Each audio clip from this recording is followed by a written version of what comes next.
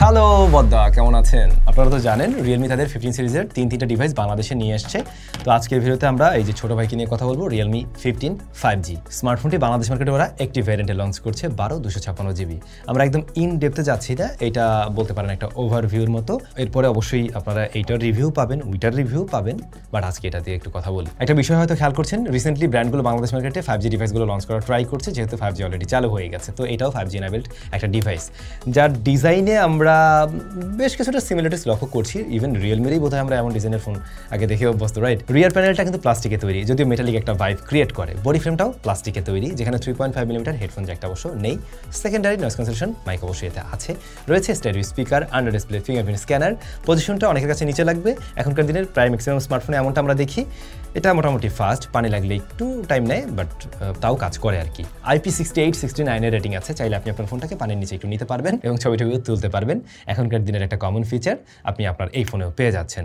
তবে plastic bag, plastic body frame হওয়াতে ফোনটা একটু চিপ টাইপের ফিল দেয়। যখন আপনি হাতে নিচ্ছেন তখন একটু সস্তা টাইপের ফিল দেয়। আর স্ক্র্যাচ পড়ার পসিবিলিটি হিউজ। অলরেডি আমাদের এই কয়েকদিনের ব্যবহারে আমরা মাইক্রো স্ক্র্যাচ কয়েক জায়গায় ফেলিয়েছি। কেস ব্যবহার করুন। ডিসপ্লেকে প্রোটেকশন করছে কর্নিং গরিলা গ্লাস, বাট কোন জেনারেশন কোনটা জানি না, মেবি 3। আপনি গ্লাস প্রোটেক্টরও এখানে ব্যবহার করুন, অন্যথায় দেখবেন টুকুস। এই স্মার্টফোনটার display size 6.8 inch OLED panel রয়েছে, 144 হার্টজ হাই রিফ্রেশ রেট আছে এবং 6500 নিটস পিক ব্রাইটনেস। এগুলো হচ্ছে গিয়ে কাগজে কলমের বিষয়বস্তু, বাট সত্যি বলতে আউটডোরে ক্লিয়ারলি আপনি দেখতে পাবেন, সমস্যা নেই, স্ট্রাগল ফ্রি আমরা ব্যবহার করতে পারছিলাম। HDR10 এর সাপোর্ট পেয়েছি, 4608 হচ্ছে গিয়ে PWM ডিমিং, দেন ওয়াইড ভাইন L1 এর সাপোর্ট রয়েছে, আর 1.5K রেজলিউশন হওয়াতে শার্পনেস ডিটেলও ভালো। তো মিডিয়া কনজাম্পশন, মাল্টিমিডিয়া কনজাম্পশন যদি করেন, এই ডিসপ্লেটা আপনার কাছে ভালো লাগার কথা। আমাদের এই লাস্ট কয়েকদিনের ইউসেজে কিন্তু এক্সপিরিয়েন্স বেশ ভালো ছিল এই ডিসপ্লেটার। লোয়ার চিনটা একটু মোটা, না হলে একদম সিমেট্রিক্যালি লাগতো। তবে পাঁচল কাটআউট আছে, এটা আবার অনেক বেশি বড় নয়। কালার ইম্প্রেশনের জায়গায় একেবারে একুরেট কালার এটা দেয় না, একটু ভাইব্রেন্ট, একটু টুইকি কালার, যেটা দেখতে ভালো লাগে। বাট আপনি যদি কোনো কালার একুরেট টাইপের কোনো কাজবাজ করতে চান, একুরেসির প্রয়োজন পড়ে, সেখানে কিন্তু এটা ফেইলার হবে। এই ফোনটার দাম কি আমি বলেছি? হয়তো বলিনি। 12/256 GB ভ্যারিয়েন্ট 44,999, মানে 45,000 এসেছে। অ্যাজ অফিসিয়াল ফোন 45,000 টাকায় ডিসপ্লের কোয়ালিটি খারাপ লাগবে না, বাট দুইটা জিনিস নোটিস করেছি। এক হচ্ছে লোয়ার চিনটা একটু মোটা লাগছে, আর হচ্ছে প্রোটেক্টরের ব্যাপারটা আমি ক্লিয়ার না। এই দুইটা জায়গা দিলে আমি ঠিকঠাকই বলতাম, তাছাড়া বাকি বিষয়বস্তু ওকে আছে। আই হোপ ডিসপ্লে নিয়ে আপনাদের কমপ্লেন থাকবে না। কমপ্লেন করার আর অনেক জায়গা আছে, আস্তে ধীরে যাই। স্মার্টফোনটির রিয়ারে ক্যামেরা আছে 2টা। কেন আপনি কি ভাবছিলেন 3টা?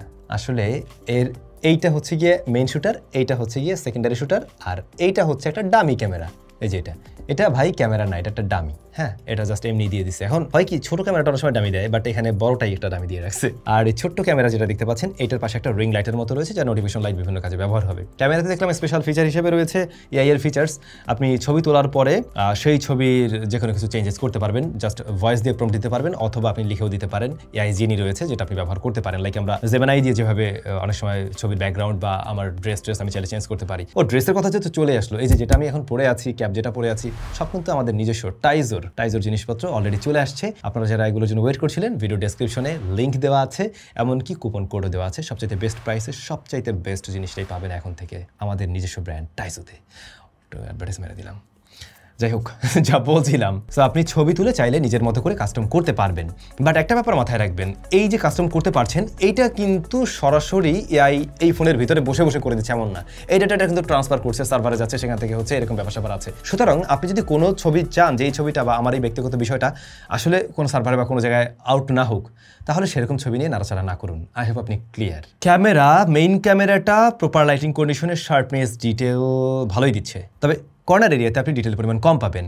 ডায়নামিক রেঞ্জ হ্যান্ডেল একদম সুপার ওয়াইডার নয়। যখন হেভি হাইলাইট পরে সামনে বা ছবিতে চলে আসলে ডার্ক এবং হাইলাইট বোথ, তখন আপনি খেয়াল করবেন ডার্ক এরিয়াটা বেশ কন্ট্রাস্টি করে ফেলছে। খুব আহামরি লেভেলের ওয়াইডার আমি পাইনি ডায়নামিক রেঞ্জ। এখানে কালারটা একটু টুইক টাইট, একটু হিউম্যান ফেস বিশেষ করে পেলে একটু ওয়ার্মের দিকে যায়। নর্মালিও একটু ওয়ার্মের দিকে টোন থাকে, কালারটাও একটু ভাইব্রেন্ট, একটু রেডি টাইপের ছবি। আমার মনে হয় ম্যাক্সিমাম মানুষ আসলে ফোন দিয়ে তুলে এই ধরনের ছবি পছন্দই করে, অনেক এডিট করেও বানায়। সো এটা নিয়ে যারা একুরেট পছন্দ করে তাদের প্যারা থাকবে, এর বাইরে ম্যাক্সিমাম মানুষের ইন জেনারেল ম্যাক্সিমাম মানুষই পছন্দ করবে আই গেস। লো লাইটের দিকে সফট করে গ্রেইনের দেখাও পেয়েছি, কন্ট্রাস্টি হতেও দেখেছি। নাইট মোড অন করে নিলে বরং বেটার রেজাল্ট দেয়, বাট একটু ওভার শার্পেনিং এর প্রবণতা ওনার আছে, হালকা একটু ওভার শার্প করে, এটা মনে হয় প্রসেসিং এর ব্যাপার। কালার একেবারে কনসিস্টেন্সি না, কখনো কখনো একটু ফ্ল্যাকচুয়েট করে আসলে। আর এখানে আলট্রাওয়াইডের একটা শুটার আছে 8 মেগাপিক্সেলের, এটার সাথে মেইন ক্যামেরার কিছুটা তারতম্য আপনি লক্ষ্য করবেন। আমরা বেশ কিছু ছবিতে তেমন ব্যাপারটা লক্ষ্য করলাম। আলট্রাওয়াইডটা একদম বেসিক 30-35 হাজার টাকা প্রাইস ব্র্যাকেটে যে আলট্রাওয়াইডগুলো পাওয়া যায় ওরকমই মনে হয়েছে। লো লাইটে মেইন ক্যামেরার মতো অতটা ভালো আউটপুট দেয়নি, যেখানে মেইন ক্যামেরা লো লাইটে আরো বেটার আউটপুট দিয়ে থাকে আসলে। আলট্রাটা আর একটু বেটার করতে পারতো। এই ফোনটার ফ্রন্ট ফেসিং ক্যামেরা 50 মেগাপিক্সেল, এইটা আবার সন্তুষ্ট করবে একদম শিওর। যা সেলফি লাভারদেরই ভালো লাগবে মূলত। একটু ওয়ার্মের দিকে টোন দেয়, একটু স্ক্রিনটা সফট করে, দাড়ি সব ঠিক রাখছে, চুল ঠিক রাখছে, এমনকি পোর্ট্রেট মোডেও ভালো রেজাল্ট দিচ্ছে, ব্যাকগ্রাউন্ড ব্লারনেসও ঠিক আছে, ইনডোরের দিকে একটু সফট করে, স্টিল অনেক ফোনের চাইতেই এটা ফ্রন্ট ফেসিং ক্যামেরা ভালো রেজাল্ট দেয়। সো সেই জায়গায় ভালো বলবো। ভিডিও রেকর্ড করতে পারে বোথ সাইডের ক্যামেরা 4K 30 FPS এ। এই হচ্ছে front facing camera 4K 30 FPS এর ভিডিও স্যাম্পল, যেমনটা আপনারা দেখছেন। উপরে একটা হার্শ লাইট রয়েছে, ওটা রেখে আমাকে ব্যালেন্স করতে গিয়ে একটু প্যারা খায়, তারপরও চলে। আর বেশ কিছু নয়েজ গ্রেনের দেখা আপনি পাবেন আর কি। স্টেবিলিটির একটু অভাব আছে, বাট স্টিল আপনার অনেক সময় ফ্রন্ট ফেসিং ক্যামেরা প্রয়োজন পড়তে পারে। সো আই গেস এটা দিয়ে আপনার কাজ চলে যাবে। আর ভিডিওটা রেকর্ড যেহেতু হচ্ছিল এখানে, সাউন্ডটাও এখানে থেকে আমি নিয়েছি। সাউন্ড কোয়ালিটি কেমন লাগলো ডেফিনেটলি কমেন্ট করে আপনারা জানাবেন। বাট ব্যাক ক্যামেরায় 4K 60 পেলে তো ভালো হতো, কিন্তু সে সুযোগ তো নেই। 4K 30 আছে, এখানে আপনি স্টেবিলিটি অন করতে পারবেন। স্টেবিলিটি অন করলে যেটা হয়, ভিডিও অনেক বেশি ক্রপ করে, তো তখন গিয়ে একটু মানে অ্যাকচুয়াল ফ্রেমটা পাবেন না, ওই মজাটা পাবেন না। একে তো ক্রপ করে ফেলার ফলে রেজলিউশন কিছুটা ঘাটতি থাকে ওখানে, আর অনেকটাই ক্রপ করে আসলে। তবে আপনি যদি স্টেবিলিটি অন না করে স্টেবলভাবে শ্যুট করতে পারেন, তাহলে এই ভিডিও কাজে লাগবে। হালকা জিটারিং আছে ঠিকই, কালারটাও একটু পপ আপ টাইপের, তারপরও ভালো লাগছে, আপনি সেগুলো কাজে লাগাতে পারবেন। ক্যামেরা ডিপার্টমেন্টে এসে আমি আসলে টেলিফটো মিস করছি ভাই। যে প্রাইস পয়েন্টের ফোন, তাতে আমরা আসলে একটা টেলিফটো আশা করি। এখন এখানে টেলিফটো নেই, কিন্তু ওরা 2x পর্যন্ত আপনাকে ওই পোর্ট্রেট তোলার সুবিধা দিচ্ছে। 2x এর ছবিগুলোই মোস্টলি ম্যাক্সিমাম মানুষের কাছে ভালো লাগবে, বাট 1x আর 2x এর মাঝে কালারের কিছুটা তফাৎ আছে। 1xটা একটু বেশি ক্রিস্প, বেশি কালারফুল লাগে, আর 2x এ গেলে একটু রেজলিউশনের ঘাটতি হয়। ব্যাকগ্রাউন্ড ব্লারনেস এবং বডি শেপ ভালো লাগে দেখতে, স্টিল মানে টেলিফটো থাকলে আরও বেশি জোস হইতো। যাই হোক, ক্যামেরার কমতি কোথায় আই হোপ বুঝে ফেলছেন। মেইন ক্যামেরাটা ছিল Sony IMX882। আচ্ছা, এবার যদি যাই পারফরমেন্সে, স্মার্টফোনটি রান করছে Realme UI 6.0 based on Android 15। আমি যতটুকু অনলাইন অফলাইন থেকে জেনেছি, এই স্মার্টফোনটাতে 2 বছরের মেজারমেন্ট পাওয়া যাবে, 3 বছরের সিকিউরিটি আপডেট পাওয়া যাবে, সিকিউরিটি প্যাচ পাওয়া যাবে আর কি। MediaTek Dimensity 7300 Plus রয়েছে এখানে।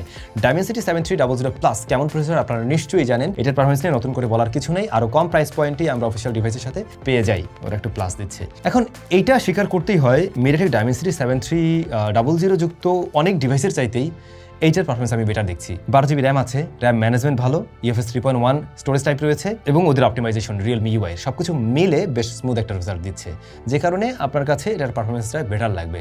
এখন ওইটুক বেটার লাগতে গিয়ে আপনি যদি 45,000 টাকা হয়ে যায় দাম, তাহলে তো হলো না। 45,000 টাকা আরও বেটার প্রসেসরেই থাকা উচিত ছিল, সেই জায়গায় কমতিই আছে। তবে আমি জাস্ট এটা বোঝাতে চেয়েছি, সেম প্রসেসরযুক্ত অনেক স্মার্টফোনের চাইতে ও বেটার আউটপুট দেয়। বাট রিয়েলমির 45,000 টাকার একটা ফোনের মাঝে কি করে এত ব্লোটার থাকে আমি বুঝি না। এইগুলো দিয়ে একদম মানে গরিব বানিয়ে ফেলছে ব্যাপারটা। আপনাদের প্রয়োজন না হলে এগুলো আনস্টল করে নেবেন, আমার মনে হয় প্রয়োজন নেই। হ্যাঁ, প্রয়োজনীয় অ্যাপ আছে, যেমন ধরুন জেমিনাই আছে এখানে, যেটা আমার প্রয়োজন লাগবে, বাট এর বাইরে যেগুলো আছে অনেকই কাজে লাগবে না। হট অ্যাপস, হট গেমস, এগুলো না লাগলে আনস্টল করে নেবেন আর কি। এখন এটার অ্যাপ ওপেন ক্লোজ টাইম বেশ ফাস্টার, মাল্টিটাস্কিংও খুবই ভালো রেজাল্ট দেয়। হ্যাঁ, র্যাম তো অনেক বড়, তাছাড়াও র্যাম ম্যানেজমেন্টও ভালো, যে কারণে আপনি একটা অনেকগুলো অ্যাপ্লিকেশন নিয়ে লং টাইম কাজ করতে পারবেন। দেন ফোনটা রেগুলার ইউসেজে হেভি হিট জেনারেট করে না, সেই জায়গাও ভালো। গেমিং আমরা করে দেখেছি, গেমিংয়ের ক্ষেত্রে আমরা পাবজিতে HDR আলট্রা কিংবা স্মুথ এক্সট্রিমে নিয়েও আপনি প্লে করতে পারেন, এবং সেই জায়গায় কিন্তু সে বেশ ভালো একটা রেজাল্ট দেয়। যদি আপনি রেকর্ডিং অন করেন গেমিং টাইমে, তখন ও একটু প্যারা খায়, তখন ফ্রেম রেট অনেকটা ডাউন হয়। যেমন স্মুথ এক্সট্রিমে নর্মালি আমরা দেখতে পাই অ্যাভারেজে এটা 88-এর মতো একটা ফ্রেম রেট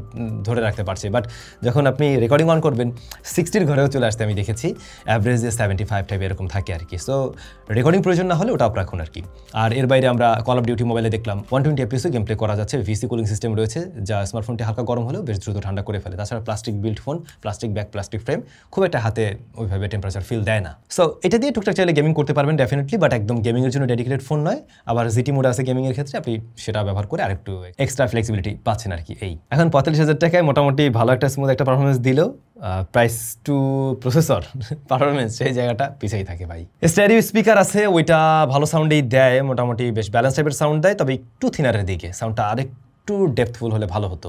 ব্লুটুথ ভার্সন 5.4 রয়েছে, ওয়াইফাই 6 রয়েছে, 5G এনাবেল ডিভাইস, 7000 mAh এর ব্যাটারি আছে, 80 ওয়াটের চার্জিং সিস্টেম রয়েছে।